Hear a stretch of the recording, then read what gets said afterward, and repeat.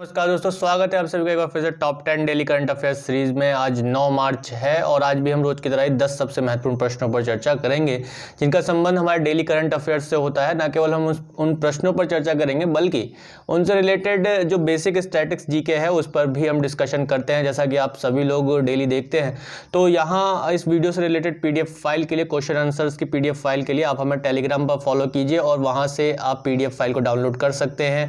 और इसके साथ ही पिछली भी वीडियोस के PDF फाइल आप डाउनलोड कर सकते हैं और उन PDF फाइल से रिलेटेड पूरे एनालिसिस के साथ, पूर्ण विश्लेषण के साथ जो वीडियो है उसका लिंक आपको उस PDF फाइल के नीचे भी उपलब्ध हो जाएगा। तो आप वहां से डायरेक्ट हमारे YouTube चैनल पर जा सकते हैं। इसके साथ ही इस वीडियो को देखने के साथ साथ लाइक करें, शेयर करें अपने दोस्तों में ज़्यादा से ज़्यादा।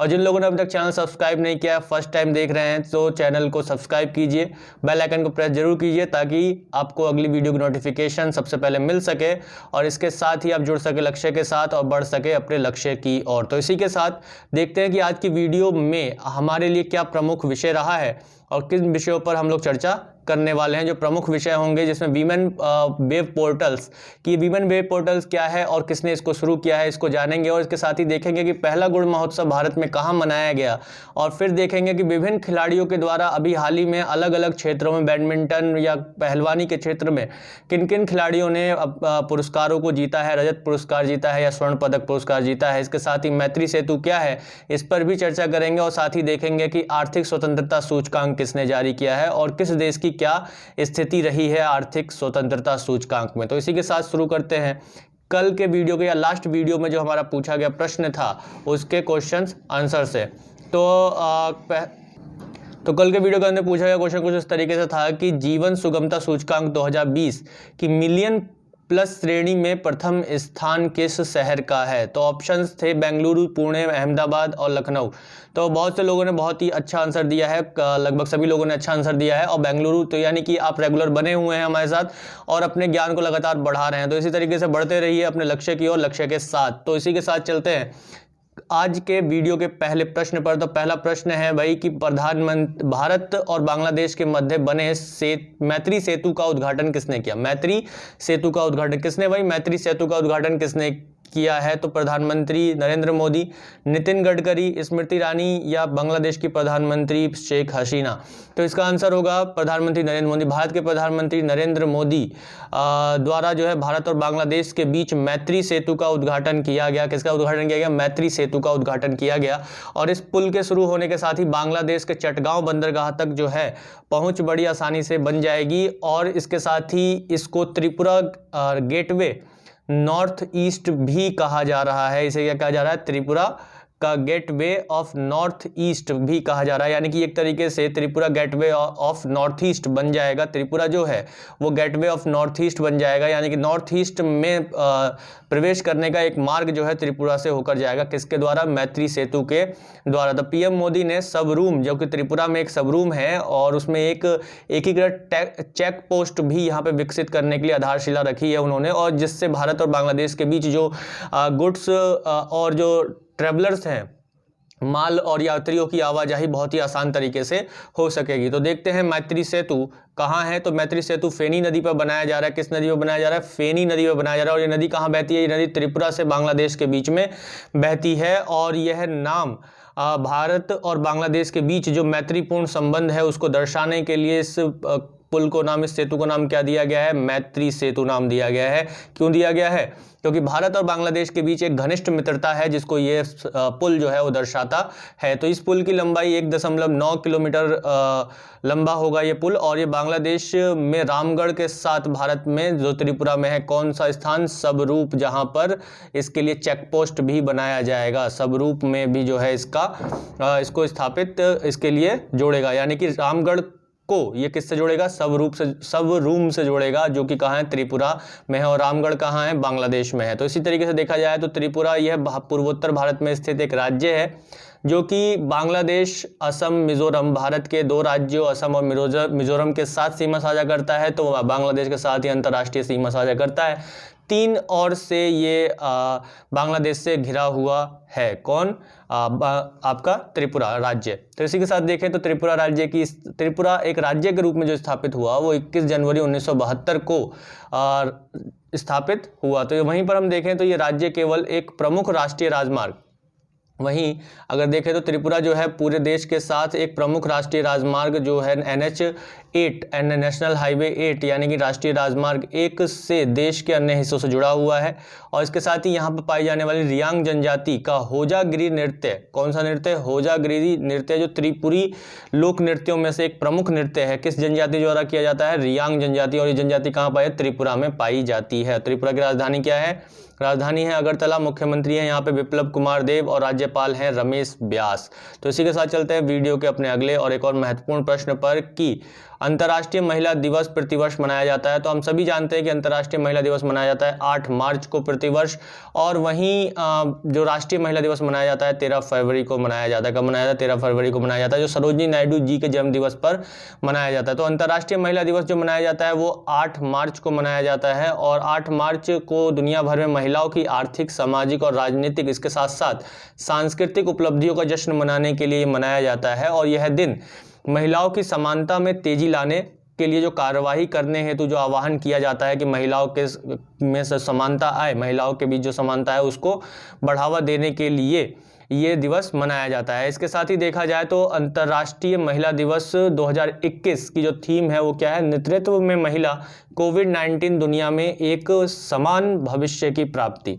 तो क्या थीम रही इस बार? नेतृत्व में महिला, कोविड-19 दुनिया में एक समान भविष्य की प्राप्ति इसका थीम रहा है। इसी के साथ देखा जाए तो सतत विकास लक्ष्य में यानी कि सस्टेनेबल डेवलपमेंट गोल 5 में लैंगिक समानता की बात की गई है।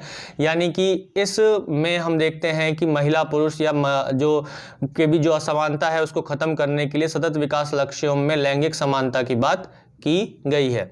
वहीं अगर देखें तो जो अगला हमारा प्रश्न है वो कुछ इस तरह से है कि हाल ही में किस भारतीय पहलवान ने रोम में मॉन्टियो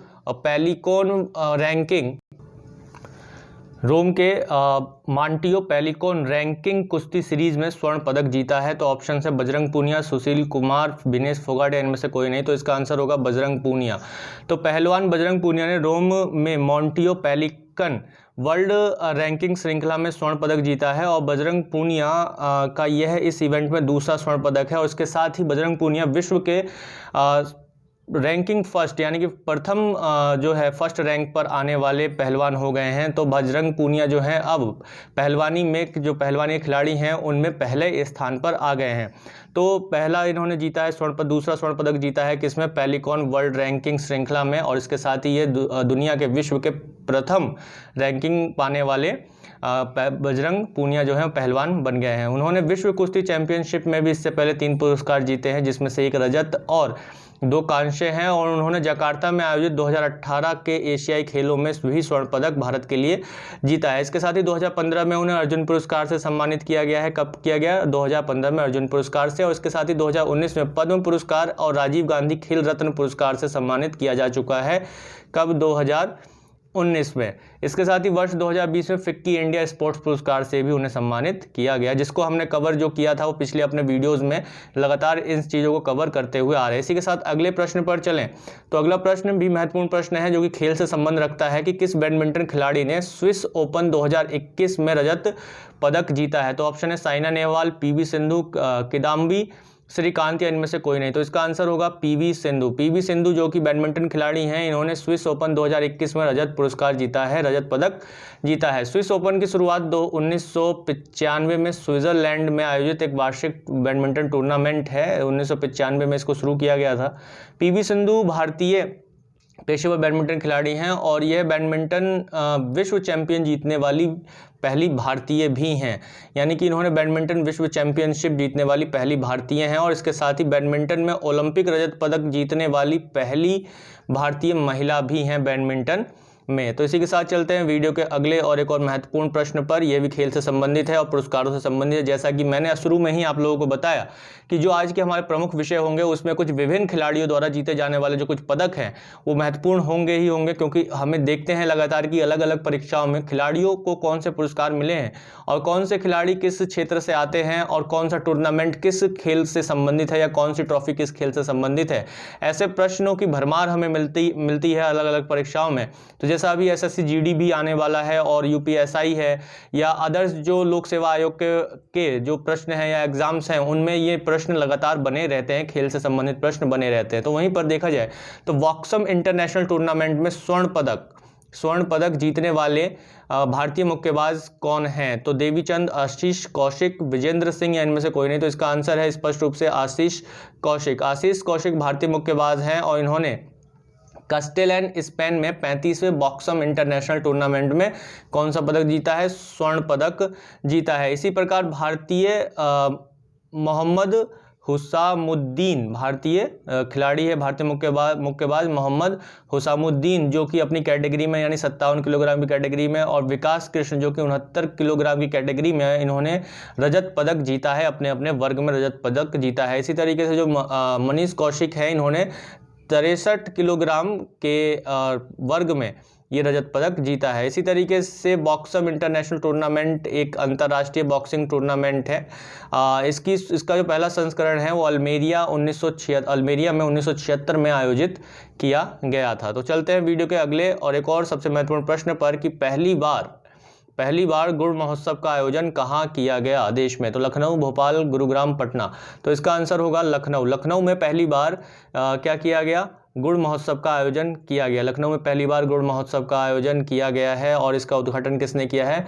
उत्तर प्रदेश के मुख्यमंत्री योगी आदित्यनाथ ने इसका उद्घाटन किया है। वहीं यह गुड़ उत्पादन से जुड़े किसानों का समर्थन करने और गुड़ के लाभों के बारे में जागरूकता पैदा करने के लिए मनाया जाने वाला प्रमुख महोत्सव बन गया है। और भारत गुड़ का सबसे बड़ा उत्पादक देश है और उत्तर प्रदेश भारत में गन्ने और गुड़ का प्रमुख उत्पादक राज्य है। तो चलते हैं वीडियो के अगले प्रश्न पर। तो अगला प्रश्न है कि हाल ही में प्रकाशित नगर पालिका प्रदर्शन सूचकांक 2020 में कौन सा शहर मिलियन प्लस श्रेणी में पहला स्थान रहा? मिलियन प्लस यानी कि 10 लाख से अधिक जनसंख्या वाले जो नगर पालिकाएं हैं उसमें किसका प्रथम स्थान रहा? सूरत, इंदौर, भोपाल, गांधीनगर। तो इसका आंसर होगा इंदौर।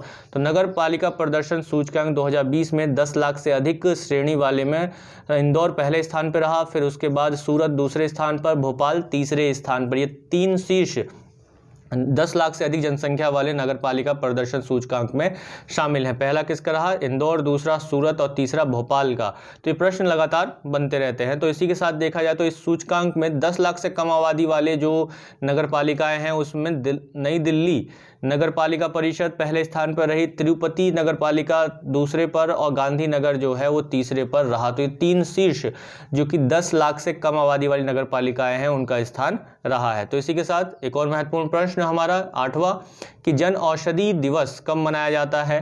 तो इसका आंसर होगा 7 मार्च।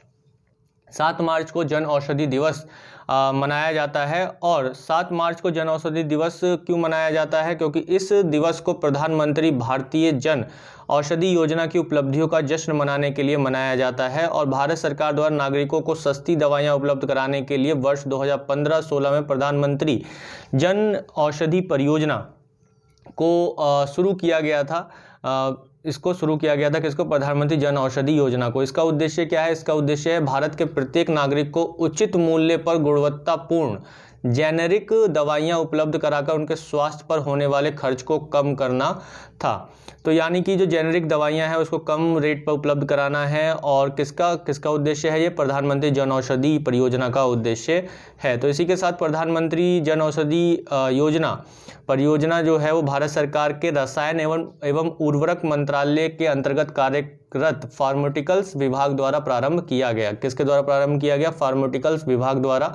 और ये किस मंत्रालय के अधीन आता है? रसायन एवं उर्वरक मंत्रालय के अधीन आता है। वहीं देखा जाए तो आर्थिक स्वतंत्रता सूचकांक 2021 किसके द्वारा जारी की गई? अंतर्राष्ट्रीय मुद्रा कोष, विश्व बैंक, हेरिटेज फाउंडेशन या इनमें से कोई नहीं। तो इसका आंसर होगा हेरिटेज फाउंडेशन। तो अमेरिकी थिंक टैंक हेरिटेज फाउंडेशन ने हाल ही में आर्थिक स्वतंत्रता सूचकांक जारी किया और इस सूचकांक में सिंगापुर ने लगातार दूसरे वर्ष वैश्विक रैंकिंग में शीर्ष स्थान हासिल किया है। तो यानी कि सिंगापुर जो है वो पहले स्थान पर रहा है। वहीं जुलाई 2019 से 2020 की अवधि में इस बार 184 देशों को शामिल किया गया है और ये सूचकांक 184 देशों के को शामिल करके तैयार किया गया है। वहीं दूसरा स्थान इसमें न्यूजीलैंड का रहा। दूसरा स्थान किसका रहा? न्यूजीलैंड का। ऑस्ट्रेलिया का इसमें तीसरा स्थान रहा। स्विट्जरलैंड इसमें चौथे स्थान पर रहा, जबकि आयरलैंड जो है इसमें 5वां स्थान प्राप्त कर पाया। यह एक वार्षिक सूचकांक है जो जारी किया जाता है किसके द्वारा? हेरिटेज फाउंडेशन के द्वारा, और इसकी शुरुआत 1995 में की गई थी। और ये एक थिंक टैंक है, द हेरिटेज फाउंडेशन और द वॉल स्ट्रीट जर्नल, ये 2 थिंक टैंक हैं, इनके द्वारा इसको जारी किया जाता है मुख्य रूप से। और ये सूचकांक दुनिया के देशों के बीच आर्थिक स्वतंत्रता को मापता है कि वहाँ पर आर्थिक रूप से क्रियाकलाप को करने की कितनी छूट है, कार्यों को करने की कितनी छूट है। और यह सूचकांक जो है the wealth of Nations, the wealth of nation एक पुस्तक है किसकी? एडम स्मिथ की, जो एक विश्व में प्रमुख अर्थशास्त्री रहे थे, उनके दृष्टिकोण से प्रेरित है ये सूचकांक। तो चलते हैं वीडियो के अपने अगले और एक और महत्वपूर्ण प्रश्न पर। और अंतिम प्रश्न है हमारे इस वीडियो का कि किसने महिला दिवस के अवसर पर वीमेन विल वेब प्लेटफॉर्म या पोर्टल को लॉन्च किया है? माइक्रोसॉफ्ट, गूगल, कू ऐप या ट्विटर? तो इसका आंसर होगा गूगल। गूगल ने अभी ग्रामीण भारत में 1 मिलियन महिला उद्यमियों की सहायता के लिए women will web portal launch किया है। Women will web portal platform ग्रामीण महिलाओं को ट्यूटोरियल या मेंटरशिप प्रोग्राम के जरिए बिजनेस शुरू करने में मदद करेगा और यह अंग्रेजी और हिंदी दोनों ही भाषाओं में उपलब्ध किया गया है। इसे गूगल इंटरनेट साथी कार्यक्रम के भाग के रूप में लॉन्च किया गया। गूगल इंटरनेट साथी कार्यक्रम को 2015 में गूगल ने लॉन्च किया था, जिसमें गांव की महिलाओं को डिजिटल साक्षरता प्रशिक्षण प्रदान करने के लिए इसे शुरू किया गया था। तो गूगल इंटरनेट साथी कार्यक्रम के भाग के रूप में इसे लॉन्च किया है और यह देश की अर्थव्यवस्था में महिलाओं के योगदान को बढ़ावा देने में मदद करेगा, उद्यमशीलता को बढ़ावा देगा। वहीं देखें तो गूगल की स्थापना कब की गई थी? 1998 में की गई थी। गूगल की स्थापना 1998 में लैरी पेज और सर्गेई ब्रिन ने की थी और इसका जो मूल कंपनी है उसका नाम है अल्फाबेट इंक। अल्फाबेट इंक जो है गूगल की मूल कंपनी है।